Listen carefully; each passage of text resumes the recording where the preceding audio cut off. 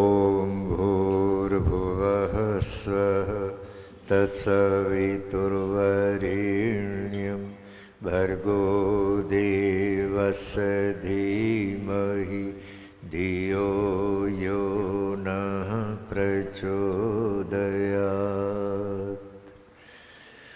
ओम यो भूतं च भव्यं च सर्वं यश्चादितिष्ठति सूर्यस्य च केवलं तस्मै ज्येष्ठाय ब्रह्मणे नमः।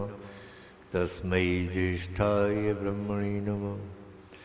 ओम यां मेधां देवगणा पितरश्चोपासते तया मामद्यमेधयाग्निमेधाविनं कुरुष्वः। सत्संग में उपस्थित हमारी सभी मातृशक्ति आर्य समाज के पदाधिकारीगण,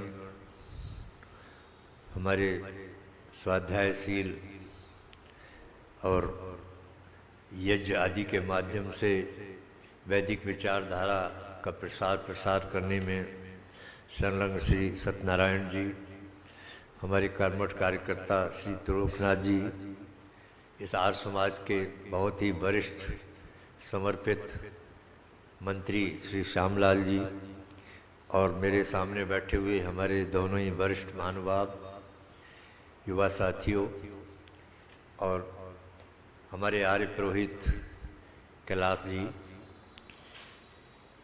ईश्वर की कृपा से आप सबके सहयोग से ये प्रातःकाल की बेला में कुछ सत्संग करने का अवसर प्राप्त होता है। कल हमने इसी प्रातःकाल की ज्ञान की चर्चा में इस तत्व को आज की युवा पीढ़ी को ध्यान में रखकर आपके समक्ष रखा था कि ये जो शंका बच्चों की होती है कि हम ईश्वर की उपासना क्यों करें, उसका ध्यान क्यों करें, ये संध्या आदि क्यों करें, तो उसमें हमने प्रयास किया था और आप सब लोगों ने बहुत अच्छे से समझा कि जो शरीर परमात्मा ने दिया है, इस शरीर के लिए भी शक्ति चाहिए, ज्ञान चाहिए और इन दोनों का ही मूल ईश्वर है। सृष्टि की तमाम रचना को देखकर ये सिद्ध हो रहा है और हम अपने शरीर में भी जो कर्म करते हैं उस कर्म के लिए भी इन दोनों ही साधनों की मुख्यतः आवश्यकता है। और इन दोनों ही साधनों का जो मूल सोर्स है, उसी सत्ता को, उसी पावर को हम ईश्वर कहते हैं, भगवान कहते हैं, कुछ भी नाम रखें, तो वो एक शक्ति विशेष है। और शक्ति विशेष के लक्षणों के आधार पर ही हम समझते हैं और समझा सकते हैं कि इसलिए ज़रूरत है कि इस शरीर में कर्म तो करना है सबको।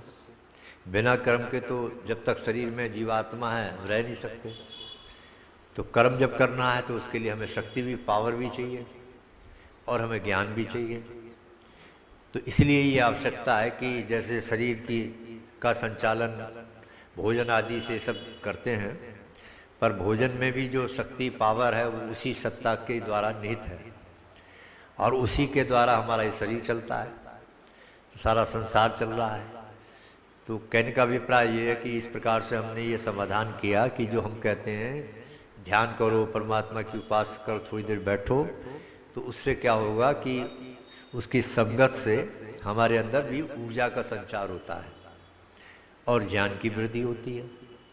इसीलिए महर्षि स्वामी दयानंद ने वेद के आधार पर ये देखो तीनों प्रकार की जो हमारी चाहना है, कामना है, उसकी पूर्ति के लिए भी परमात्मा की उपासना को ही श्रेष्ठ बताया है। हम मंत्र पाठ करते हैं, या आत्मदा बलदा यस उपास्ते प्रशिषम यस देवा यस छायामृतम यस मृत्यु कस्मई देवाय हविषा विधेम। इसका भावार्थ स्वामी जी करते हैं, या आत्मदा, जो आत्मज्ञान का दाता, शरीर, आत्मा और समाज के बल का देनेहारा। अब आप देखिए यहाँ पर शरीर का भी अगर बल चाहिए तो भी हमें उसका आश्रय लेना है। शारीरिक जिसको कहते हैं, स्वामी ने इसी क्रम को वहाँ रखा है समाज के नियम में कि शारीरिक उन्नति, आत्मिक उन्नति और सामाजिक उन्नति। तो ये जो तीनों प्रकार की जो उन्नति है ये कब संभव है? जब हम ईश्वर की सानिध्यता को समझकर उसके साथ जुड़ेंगे, उसके संपर्क में जाकर थोड़ी देर बैठकर क्रियाएं करके, तब शरीर हमारा ऊर्जावान होता है, शरीर भी स्वस्थ रहता है, तमाम प्रकार के रोग और विकार भी मानसिक रूप से भी दूर होते हैं। तो इसीलिए इसकी चर्चा हमने कल कई उदाहरणों से समझने की कोशिश की। आज एक और दूसरी शंका उस पर चर्चा करते हैं कि जब हम ये बच्चों को प्रेरित करते हैं तो कई बालक ये कहते हैं कि आचार्य जी ये तो पूजा पाठ करना जो है इसका जवानी से कोई संबंध नहीं, ये तो बुढ़ापे की चीज़ है। जब बूढ़े हो जाएंगे, काम धंधा कम नहीं करेंगे, बच्चे संभाल लेते हैं, बोले तब मंदिर में जाया करेंगे, तब परमात्मा की उपासना करेंगे, नाम लेंगे, उसका संध्या करेंगे। बोले अभी युवावस्था से जवानी से इसका क्या संबंध है? तो जवानी में तो खाओ पियो मौज करो, यही है। तो इसमें ये परमात्मा का नाम लें, संध्या करें, थोड़ी ध्यान करें, ये समझते हैं कि इसका कोई मतलब नहीं है। अच्छा, इसी बात को कुछ अपने पक्ष में कुछ तर्क भी देते हैं धार्मिक क्षेत्रों में। जैसे एक आपने भी सुना होगा, एक वाक्य बोला जाता है कि अंतमति सोगति। अंतमति सोगति का क्या अभिप्राय है कि व्यक्ति की जो आखिर में जैसे मति होगी उसी हिसाब से उसकी गति होती है।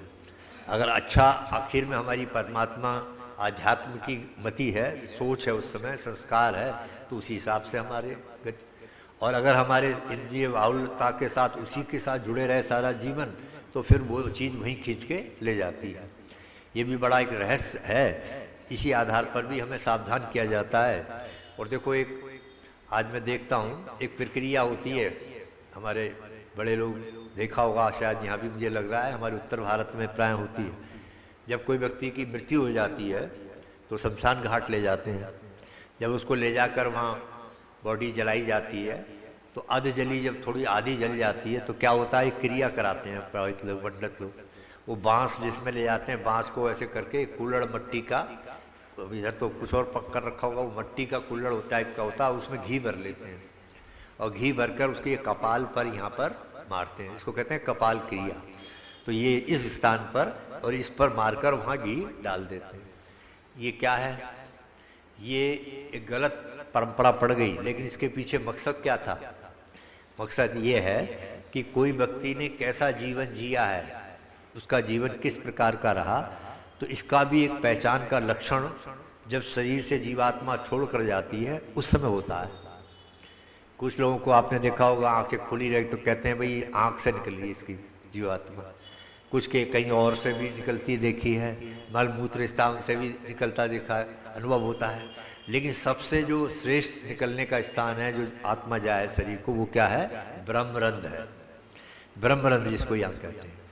तो करते करते अभ्यास को जब इस प्रकार का चिंतन ये होगा तो जीवात्मा, तो ब्रह्मरंध्र का तात्पर्य क्या है? ऊंची विचारधारा, ऊंचा ज्ञान, ऊंचा आचरण जिसने किया हो जीवन के अंदर।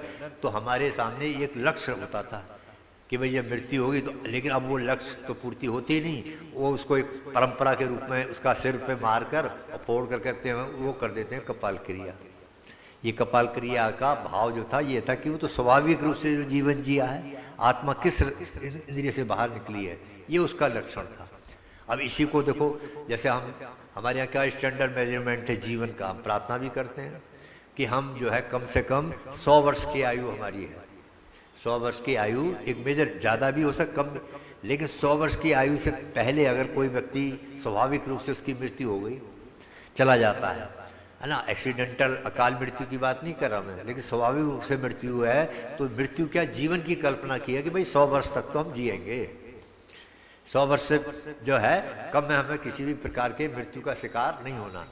हमारे कैलाश जी या आप लोग भी जो पुरोहित के रूप में भूमिका निभाते हैं, तो जन्मदिन पर जो मंत्र दिए हैं ना, उसमें आशीर्वाद, ये मंत्रों में उन्होंने देखा होगा यही भाव आ रहा है एक मंत्र में कि मुझे मृत्यु के वश में नहीं होना। जो जन्मदिन मना रहा है उसके अंदर एक विल पावर, इच्छा, एक भावना उसके पैदा हो रही है कि नहीं, किसी भी हालत में मुझे 100 वर्ष तक जीना है। तो 100 वर्ष से कम अगर आयु का कोई व्यक्ति चला तो सोचते थे, उसकी एक धारणा बनती थी कि भाई इसकी दिनचर्या ठीक नहीं रही, इसने ठीक से जीवन नहीं जिया, ब्रह्मचर्य का पालन नहीं किया, आचार विचार का पालन किया नहीं किया, और इसी प्रकार से तो ये जल्दी अल्पायु में निकल गया। तो एक दोष माना जाता था, ऐसे ही ये चीज़ थी। पर अब हर चीज़ में विकृतियाँ पैदा हो गई, सोचने हिसाब बिगड़ गया। इसलिए स्वामी दयानंद उनके ग्रंथों को पढ़ेंगे तो समझ में आएगा। ऐसी ये बात भी कर दी लोगों ने कि अंतमति सोगति, अर्थात मैं इसका खंडन तो नहीं कर रहा, ये बात बिल्कुल ठीक है कि अंत में जो मति होगी वैसी हमारी गति होती है। लेकिन यहाँ मैं एक प्रश्न चिन्ह खड़ा कर रहा हूँ, जिसने जीवन में कभी प्रारंभिक काल में परमात्मा का नाम ना लिया हो, हैं, कोई साधना ना की हो, कोई संध्या ना की हो, कोई अपनी सोच का अभ्यास ना बनाया हो, और उसका आखिर में क्या एकदम मति हो सकती है उस चीज़ के लिए? ये है प्रश्न। पता लग रहा है क्या अंत में जिसने कभी भगवान का नाम ही नहीं लिया, कोई संध्या उपासना नहीं की, कोई अच्छा चिंतन, वो आखिर में कैसे उसकी महामति संभव है? तो इसीलिए ये बात तो ठीक है अंतमति सोगति, पर प्रश्न ये है कि उसके लिए तो फिर ये सामने आ रही है ना चीज़ कि इसके लिए तो पहले से ही प्रयास करना पड़ेगा। क्योंकि हम अपने शरीर को देख रहे हैं, आप शरीर को भगवान ने ऐसी रचना बनाई है कि इसमें अभ्यास का बड़ा महत्व है। जिस प्रकार का अभ्यास डाल देंगे आप देखेंगे वो ऑटोमेटिक, तभी तो कहते हैं वैज्ञानिक लोग कि ये शरीर ऑटोमेटिक है, इसकी रचना ही ऐसी है कि वो बहुत दिनों तक जो आदत है वो वहीं आपको खींचेगी, वो खींचती है। ये कुछ दिनों की बात हो गई हमारे आश्रम में, तो मेरे कमरे में तो इधर सामने घड़ी रखी थी, एक अलमारी थी, काफ़ी दिनों तक रखी। तो मैं जब सुबह उठता था तो मैं उठने के बाद प्रातः अग्नि मंदिरों का जब पाठ करता तो मेरा ध्यान समय देखने वहीं घड़ी पर जाता। अब इधर गर्दन ना सामने इधर दाहिने हाथ में रखी थी, बच्चों ने कुछ देखा, सफाई वफाई करी, कुछ कहा तो वो इधर की जगह इधर रख दी। तो अब देखिए कई दिन तक, कई दिन लगे मुझे, नहीं तो मेरी आंख खुलते ही मेरा ध्यान कहाँ जा रहा है, घड़ी की तरफ, वहीं जा रहा है कि दाहिने हाथ रखी है।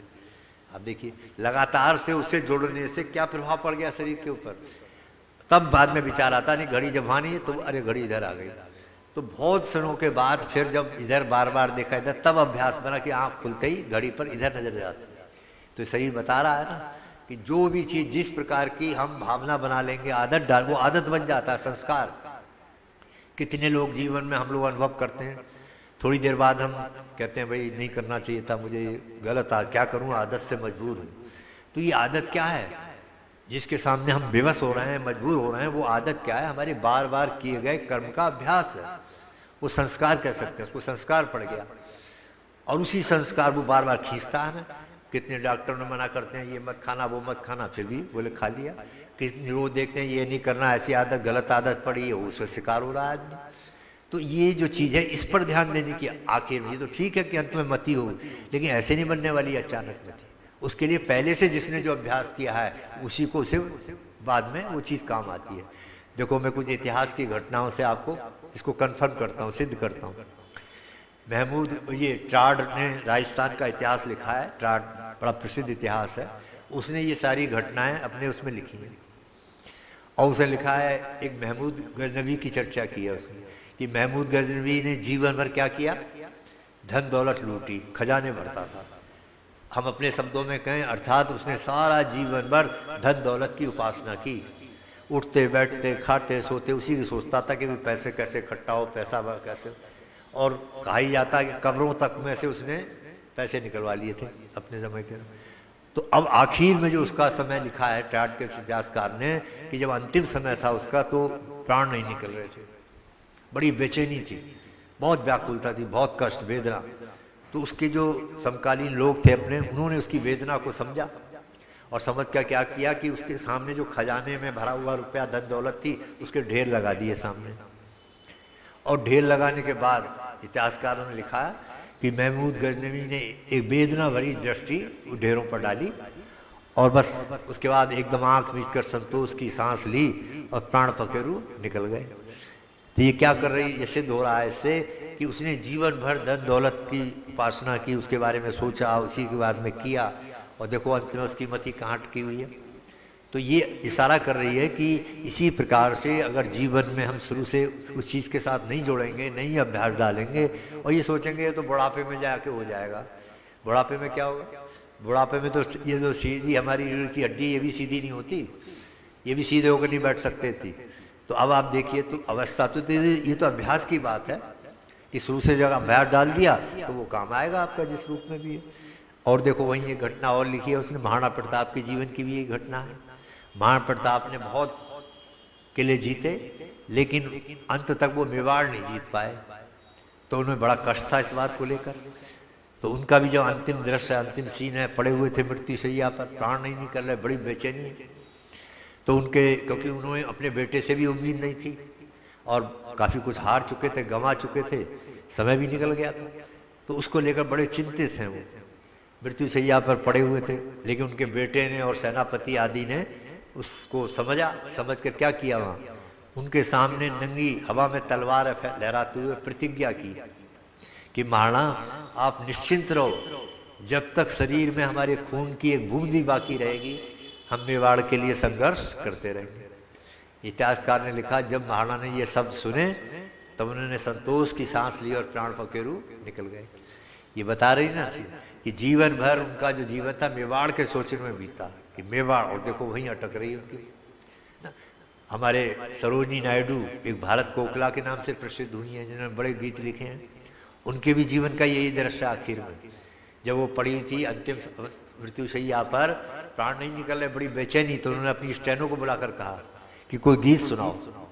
वो घबरा गई, वो क्या जाने गीत गाना, कहने लगी मैं तो जो आप बोलती हूँ लिखती हूँ, मैं तो नहीं। उन्होंने कहा कुछ भी सुनाओ, टूटी फूटी जो भी लाए सुनाओ। तो कहते हैं ना अंतिम इच्छा पूरी की जाती है, तो वहाँ उसने कुछ लाइन गुनगुना दी गीत की। जब गुनगुनाई तो उसे सुनकर सरोजिनी नायडू ने एकदम संतोष की सांस ली और प्राण पखेरु निकल गए।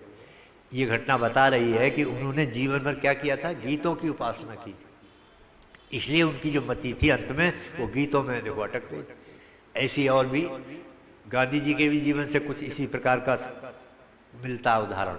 हाथ में तो वो गीता लिए रहे हमेशा, लेकिन जब उनकी गोली मारी थी तो उनके मुख से वहाँ लिखा इतिहासकार ने राम राम लिखा, जीवन उनकी वाणी पर राम का ही नाम रहा, इसलिए देखो वहाँ पर। और यही चीज़ स्वामी दयानंद के जीवन से आ रही है। स्वामी दयानंद को भी बड़ा कष्ट है, बहुत वेदना है। दीपावली का वो समय शाम का, सबने सुना होगा, अपने इतिहास पढ़ो, जीवन चरित्र में पता लगता है।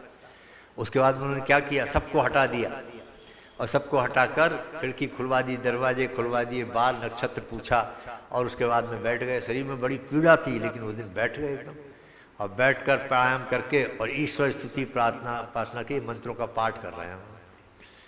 पता लग रहा है ना कि अर्थात उसी पाठ को करते करते हे ईश्वर तूने अच्छी लीला की, हे ईश्वर तेरी इच्छा पूर्ण की, इस प्रकार के शब्दों का भाव इतिहासकारों ने लिखा है।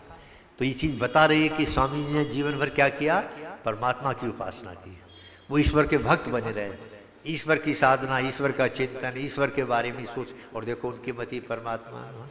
तो इन सब उदाहरणों से हमारे लिए क्या प्रेरणा मिल रही है कि हम जो ये गलत कल्पना का शिकार हो रहा है, विशेषकर हमारी युवा पीढ़ी, बच्चों में ये दोष पैदा कर दिया लोगों ने कि भाई नहीं ये तो बुढ़ापे में चलेंगे सत्संग में, जब काम खत्म हो जाएगा ये, और काम ये कभी खत्म होने वाला नहीं है, समझ लो आप। सोचे ना खाली हो जाएंगे जब और कोई काम नहीं रहेगा, तो ऐसा होता ही नहीं है, होगा ही नहीं। जीवन जब तक रहेगा शरीर में तब तक तो काम तो कभी खत्म होने ही नहीं है।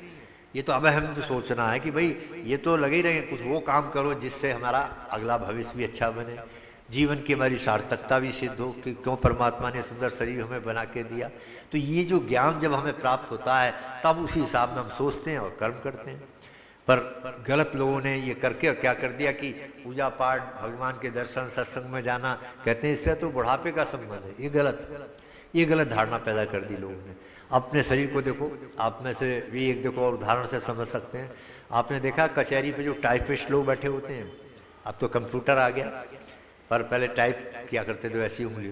तो टाइपिस्ट लोगों को आप जाके देखो, पूछो उनसे कि जिनको 8-7 साल हो गए हो टाइप करते करते, प्रोफेशनल जो होते हैं उनसे पूछो आप कि बताओ भाई इस वाली उंगली में, ये हाथ में, ये बीच वाली उंगली में कौन सा अक्षर आता है? वो बता नहीं सकता। लेकिन अभ्यास देखो शरीर का क्या है, उंगलियां यहाँ हैं, देख यहाँ रहा होता है मैटर। मजाल है जो इधर से उधर एक बिंदी की भी गलती हो जाए, मैं आँख यहाँ देख रही है उसमें से जो छाप रहा है, लेकिन उंगलियां यहाँ चल रही हैं। अब इसी से अंदाजा लगा लो कि हमारे शरीर कैसे ऑटोमेटिक बना हुआ है, इसमें अभ्यास का कितना महत्व है, समझ रहे आप? तो इसी बात को ध्यान में रखकर युवावस्था से ही हमें जागरूक होना है, और जागरूक होकर ही तब इस दिशा में हमें प्रयास करते रहना है, तब ये चीज़ संस्कार बन जाएगी आखिर, और फिर वो हमारे काम आएगी। कई लोग सोचते हैं कि जो है अचानक, अब कई लोगों ने बड़े इस पर भी की हैं, एक घटना हमारे भजनोपदेशक लोग सुनाया करते हैं ना, आपने भी सुनी होगी कभी, कि एक व्यक्ति का अंतिम समय आया तो कुछ पंडितों को बुला लिया कि भाई कुछ गीता का उपदेश सुना दो, कुछ ओम की प्रेरणा दो। तो पंडित लोगों ने बड़ी कोशिश की कि भाई गायत्री मत बोलो उनसे। अब वो बेचारा क्या गायत्री, जिसने कभी बोला नहीं वो आखिर में क्या गायत्री, उसके मुंह से ओम भी नहीं निकल रहा। तो पंडितों ने, घर के लोगों ने बहुत कोशिश की भाई कैसे ही ओम शब्द आ जाए आखिर में ताकि इनकी गति हो जाए, पर वो बोल ही नहीं पा रहा उस समय। तो किसी ने सुझाव दिया कि ऐसे नहीं बोल पाएंगे, ऐसा करो, उनका जो दामाद थे उसका नाम ओम प्रकाश था, बोले उसे ओम प्रकाश को बुलाओ और उसको सामने करके पूछेंगे तो इसी बहाने से नाम निकल जाएगा उनका। तो वहाँ कहते हैं कि वो ओम प्रकाश को बुलाया, दामाद को बुलाया, तो पूछा बच्चों ने कि ये कौन है, तो वो ओम प्रकाश नाम नहीं लिया गया। वहाँ कहने लगे, लड़की का, बोले ये तो गुड्डो का पति है, गुड्डो का आदमी है। अब आप बता रही है ना कि अब कैसे उस चीज को ले जिसने जीवन भर कही, तो कई उन्होंने बहुत प्रयास किए, तो बोले आपसे क्यों नहीं कहलवा रहे, आपसे क्या नहीं कह पा रहे आप। उन्होंने कहा जो तुम मुझसे कहलवाना चाह रहे हो वही तो नहीं कह पा रहा मैं। तो अब ये स्थिति हमारी बन जाती है, तो समझ रहे हैं। तो ये अभ्यास की चीज है। मैंने ये निवेदन किया कि गलत धारणा है शुरू से ही। और क्या हमें शक्ति नहीं चाहिए शरीर को जवानी में, सवानी तो और ज्यादा शक्ति चाहिए। क्या ज्ञान नहीं चाहिए हमें सफलता के लिए किसी क्षेत्र में, और ज्यादा चाहिए। तो उस सोर्स से हम क्यों कट रहे हैं। थोड़ी देर बैठकर उसी शक्ति प्राणायाम के द्वारा उसका किसी ना किसी रूप में शरीर में उस शक्ति को ही तो एब्जॉर्व कर रहे हैं, ग्रहण कर रहे हैं। बचपन से याद एकांत एकाग्रचित होकर आसन आदि सब जो है, तो सबके ये तो युवावस्था से जरूरत है। किसी कवि ने लिखा है ना, कर जवानी में इबादत काहिली अच्छी नहीं। अरे ये परमात्मा की भक्ति, कीर्तन, ध्यान, ये जवानी से के विषय हैं। कर जवानी में इबादत काहिली अच्छी नहीं, और जब बुढ़ापा आता है कुछ बात बन पड़ती नहीं। बुढ़ापे में तो ठीक से बैठा भी नहीं जाता, तमाम जोड़ में। तो जवानी से जो हम आदत डाल देंगे वही आदत हमारे काम आती है। इसलिए ये गलत भ्रांति फैला दी गई, इसको सुधारना है। आज समय बच्चों को थोड़ा जोड़ने के लिए, हमारी मूल चीजें हैं। आज मूलता से जोड़ने की बात हो रही है, सुरक्षित संस्कृति की रक्षा की बात हो रही है। तो इसमें यह भी पार्ट है कि बच्चों को बचपन से ही घर में कथा कीर्तन कुछ भी हवन ये जादी कराते हो, सब मिलकर बैठो, शुरू से ही आदत डालो बच्चों के अंदर। ईसाइयों को देखो ना, छोटे छोटे बच्चों को अपना गिरजाघर में संडे के दिन टाफी के बहाने से, गुब्बारे के बहाने से ले जाते हैं। और हमारे यहाँ क्या उल्टा हो गया, बोले बूढ़े जाएंगे सत्संग में, बोले तुम घर पे रहो, हम होके आते हैं मंदिर में सुनने। अरे भाई आप तो जो कर चुके, आपको तो जो युवा पीढ़ी नहीं सीखेगी तो कैसे बात बनेगा। तो इसीलिए ये सब गलत धारणाएं हैं जो हमारे वैदिक प्रचार प्रसार से दूर होंगी, इनको समझाएं। और एक चीज़ और, जो लोग कहते हैं कि साहब समय नहीं है अभी, हम जब समय मिलेगा आगे तब कर लेंगे, समय अभी तो हमें बहुत काम है, व्यापार करना, दुकान करना, ये गलत धारणा है। समय का कुछ पता नहीं है ना, तभी तो किसी कवि ने लिखा है ना, कह ले प्रभु नाम हरि रसना, फिर अंत समय में हिली ना हिली। अभी मैं यहाँ बैठा हूँ, मैंने खुद देखे हैं वो सीन दृश्य। हमारे चंडीगढ़ में डॉक्टर राम प्रसाद जी वेदालंकार गुरुकुल काउंडी के वाइस चांसलर थे, प्रवचन दे रहे थे, हम पीछे बैठे थे। ऐसे बोलते बोलते ही पता नहीं क्या झटका सा लगा एकदम, और वहीं डाल होकर गिर गए। और हम सब देखने लगे, पता लगा चले गए जीवन, जीवात्मा निकल गई, शरीर रह गया। कितनी योजना, क्या क्या होता आदमी। तो ये कुछ हमारे हाथ में है क्या कि अभी कल भविष्य हमारा है। तो इसलिए आज ही जो समय है उसी में हमें ये करना है। अभी भी जो समय, ये नहीं कि कल को छोड़ दो। और ये तो बहुत उपयोगी है, इस पर तो सब टिका हुआ है। तो इसीलिए कहा, एक महात्मा आनंद स्वामी जी ने भी एक किताब में लिखी है ना, पुरानी बात, उस जमाने की लिखी घटना, जब हमारे यहाँ क्या होते थे, रहट चलती थी, रहटें। शायद बाबूजी को इनको ध्यान होगा, पहले वो ऐसे करके पानी का बैल खींचते थे चारों तरफ घुमाकर, और पानी आता था। पहले वही साधन थे, ये पंप नहीं थे। आज से कहना चाहिए 65 साल पहले पुरानी बात है। तो वो समय वो रहट चलती थी, पानी, बैल घूमते थे। तो उसको रोकने के लिए ब्रेक, जिसको कहते हैं ब्रेक लगाने के लिए क्या होता था, एक गरारी पे वो एक जैसे कुत्ता बोलते थे हमारे उत्तर प्रदेश में, वो टक टक टक की आवाज करता है। जब रेड चलती है ना तो टक टक टक टक पे लगता है, और जब वो रोकनी तो वो फंस जाता था, ब्रेक लग जाता था। तो उसी में लिखा कि जब वो रेड चल रही थी तो पानी निकल रहा था, तो एक वाला यात्री जा रहा था उधर से, अब वो कुत्ते की जो आवाज थी टक टक की, वो यात्री जो था उसको पानी पिलाना चाहता था ऊँट, कि मेरा पानी पी ले ऊँट, खुद भी पीना चाहता था। अब वो रेड के पास को लाए और ऊँट भागे डर के मारे उस कुत्ते की आवाज से। तो जो यात्री था वो कहने लगा उससे, जो चला रहा था रैट को, हाँक रहा था कि भले आदमी भाई रोक दे जरा इसको, रैट को रोक लो जरा, मेरा ये जो ऊँट है ये डर रहा है, इसे रोक दे और मैं जरा पानी पिला दूं। तो किसान समझ गया, किसान कहने लगा भले आदमी, अगर मैं इसे रोक दूंगा तो पानी भी तो रुक जाएगा, हैं? तो पानी कहाँ से पिला पाएगा? अगर तुझे पानी पिलाना है तो इसी कटकट में ही पिला ले, जो खटखट हो रही है वो स्थिति हमारी है। हम सोचते हैं कल को ये काम से निपट लेंगे, बेटे की शादी हो जाए, बच्चों की शादी हो जाए, ये मकान बन जाए, उसके बाद करेंगे भगवान का नाम, फिर लेंगे परमात्मा का कीर्तन, फिर करेंगे हवन। ये गलत धारणा है। कल का कुछ पता नहीं, इसी ठक में, इसी में चिंताओं में, कुछ सोचे नहीं बेफिक्र हो जाएंगे। बहुत से सोचते हैं ना ये भी कर लूँ मैं, शादी ब्याह बच्चों की, तब निपट जाऊंगा बेफिक्र। ये सब गलत धारणा है। इसी खटखट में ही, समझ रहे आप, इसी संसार में रहते हुए ही तमाम चिंताओं, सब चीजें आपके सामने आएंगी, चुनौतियां आपके सामने आएंगी, बहुत सी बात, लेकिन उन्हीं में रहते हुए परमात्मा का नाम लेना है, परमात्मा की भक्ति करनी है, उसी की उपासना करनी है। समझ गए आप? तो थोड़ी मैंने आज भ्रांति को दूर किया कि जो बच्चे हमारे आज युवा पीढ़ी में ये भ्रम पैदा हो गया है कि पूजा पाठ, ईश्वर का नाम, भक्ति आदि ये तो बुढ़ापे की चीजें हैं, ये गलत है। बुढ़ापे में तो जो युवा अवस्था से जो आदत डाल लेंगे आप, वही काम आती है, अभ्यास के रूप में आती है। पढ़े ना कितने? तो इसीलिए हमें सतर्क होकर युवा अवस्था से ही अपने बच्चों को खुद भी कोशिश करें कि थोड़ी देर बैठकर 1 मिनट 2 मिनट परमात्मा का नाम से शुरू करें, चिंतन करें, प्रभु का धन्यवाद दें कि प्रभु आज मेरी रात बहुत अच्छी बीती, दिन बहुत अच्छा बीता, और प्रभु आपकी कृपा से ये सुख मुझे सब प्राप्त हो रहे हैं, आपका बारंबार धन्यवाद। इस प्रकार की भावना लेकर जब जीवन जिएंगे तो मैं समझता हूँ प्रगति की ओर हम अग्रसर होंगे, और नीचे से ऊपर, जिसको कहते हैं कि श्रेय मार्ग से प्रेम मार्ग की ओर हमारी गति होगी। परमात्मा आप लोगों पर कृपा करे।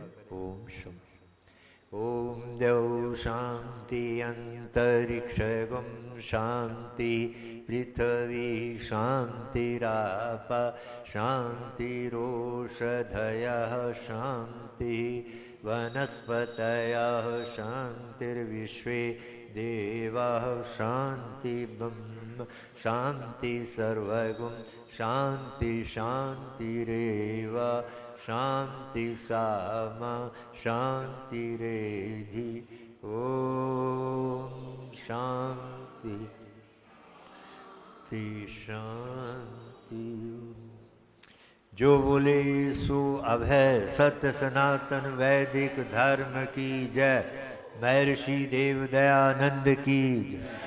मर्यादा पुरुषोत्तम श्री रामचंद्र महाराज की, योगीराज श्री कृष्णचंद्र महाराज की, भारत माता की, गौ माता का पालन हो, आर्य समाज अमर रहे, वेद की ज्योति जलती रहे, ओम का झंडा ऊंचा रहे, सत्यार्थ प्रकाश पढ़ा करो, जीवन को नव मोड़ दो, नशा करना छोड़ दो।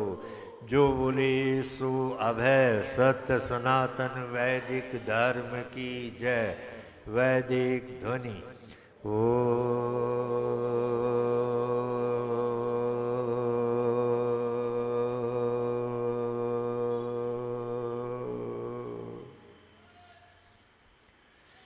वैदिक अभिवादन सभी को सादर नमस्ते जी।